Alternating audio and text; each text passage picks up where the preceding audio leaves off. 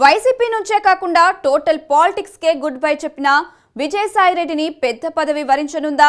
రాజకీయాలకు good bye చెప్పి వ్యవసాయం చేసుకుంటానని చెప్పిన విజయసాయిరెడ్డి ఇప్పుడు రాష్ట్ర గవర్నర్ కాబోతున్నారా?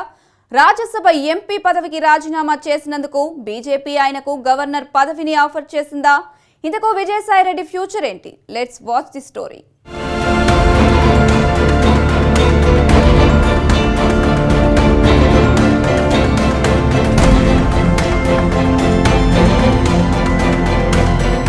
విజయసాయిరెడ్డి కేవలం ప్రత్యక్ష రాజకీయాలకు మాత్రమే దూరమయ్యారా?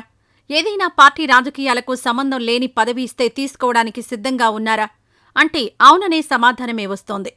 ఆడిటర్ స్థాయి నుంచి ఢిల్లీలో ప్రధానులతో ఈజీగా కలిసేంత పెద్ద నాయకుడిగా ఎదిగిన సాయిరెడ్డి ప్రస్థానం అందరికీ ఆశ్చర్యం.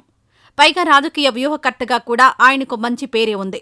వైసీపీలో నెంబర్ 2గా రాజ్యసభ సభ్యుడిగా వ్యవహరించిన సాయిరెడ్డి అకస్మాత్తుగా రాజకీయ తెరపై నుంచి మాయమవడం అందరినీ షాక్కి గురిచేస్తుంది. అయితే ఆయన లెక్కలు ఆయనకున్నాయని, పక్కా ప్లానింగ్తోనే రాజకీయాల నుంచి వైదొలిగారనే టాక్ వినిపిస్తోంది.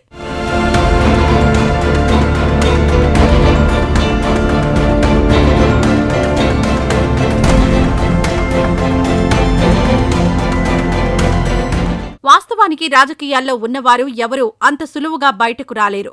ముఖ్యంగా కీలక పదవులు అనుభవిస్తున్నవారు అకస్మాత్తుగా అవన్నీ వదిలేయడం కష్టమే.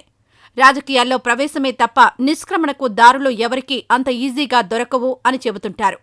అలాంటిది నిన్నటిదాకా ఢిల్లీలో ఒక వెలుగు వెలిగిన విజయసాయిరెడ్డి నా కొద్దీ రాజకీయం అంటూ పూర్తిగా వైదొలిగారంటే నమ్మడం కష్టంగానే ఉంది. అయితే ఆయన రాజకీయాలకు పూర్తిగా గుడ్ బై చెప్పలేదనే టాక్ కూడా వినిపిస్తోంది.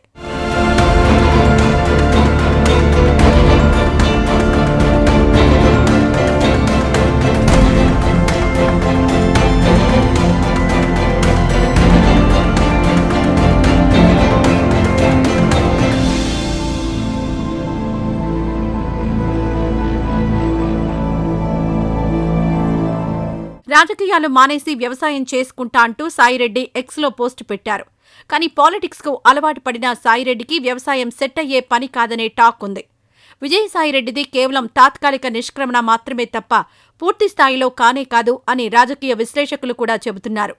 ఆయన బీజేపీలో చేరి మళ్లీ రాజకీయంగా లైమ్లైట్లోకి వస్తారు అనే ఊహాగానాలు కూడా వినిపిస్తున్నాయి. కేంద్ర మంత్రి అవ్వాలని సాయిరెడ్డి కలలు కంటున్నారనే చర్చ కూడా జరుగుతోంది.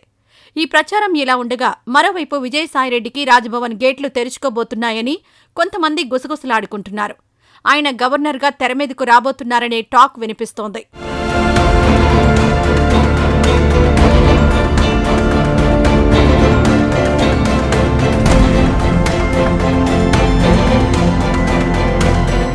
సాయిరెడ్డి రాజకీయాలకు గుడ్ బై చెప్పడానికి అసలు కారణం గవర్నర్ పదవే అని అంటున్నారు.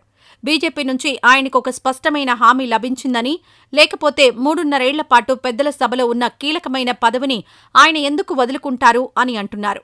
బీజేపీకి ఆయన సరైన సమయంలో రాజకీయ లాభం చేసి పెట్టడం కోసమే తన ఎంపీ పదవికి రాజీనామా చేశారనే చర్చ జరుగుతోంది. సాయిరెడ్డి ఖాళీ చేసిన ఎంపీ పదవిని ఒక ప్రముఖుడితో బీజేపీ భర్తీ చేయబోతోందనే చర్చ కూడా జరుగుతోంది. బీజేపీ కోరిక మేరకే సాయిరెడ్డి తన పదవిని వదులుకొని రాజకీయాల నుంచి నిష్క్రమించారనే టాక్ వినిపిస్తోంది.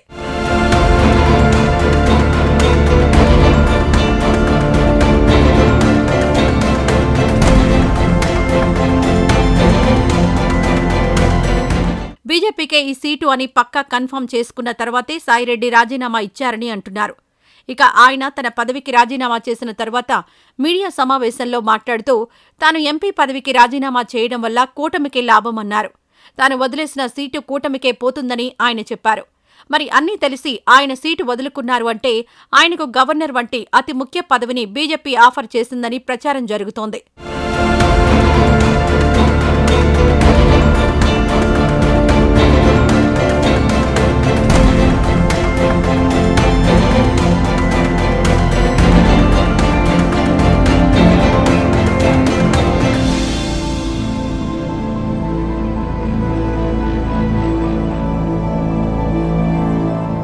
అయితే సాయిరెడ్డికి వెంటనే గవర్నర్ పదవి ఇచ్చే అవకాశం లేదని తెలుస్తోంది.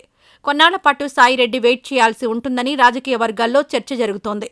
రాజకీయాల నుంచి కొంత గ్యాప్ తీసుకుని కొన్నాళ్లు తన పనులు వ్యాపకాలు చూసుకుని ఆ తర్వాత బీజేపీ పిలుపు మేరకు గవర్నర్ పదవిని తీసుకుంటారని చర్చ జరుగుతోంది.